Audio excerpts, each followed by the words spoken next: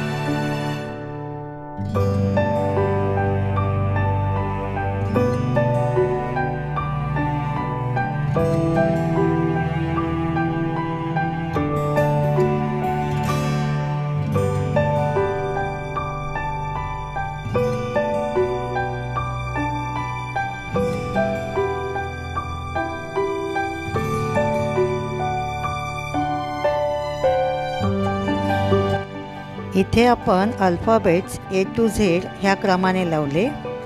तसेच Z to A हे उलट्या क्रमाने सुद्धा विद्यार्थ्यांकडून आपण असे लावून घेऊ शकतो। तसेच वेगवेगळ्या प्रकारच्या स्पेलिंग्स त्यांच्याकडून तयार करून घेऊ शकतो। यासाठी आपल्याला अल्फाबेट्सचे काही सेट करून ठेवावे लागतील।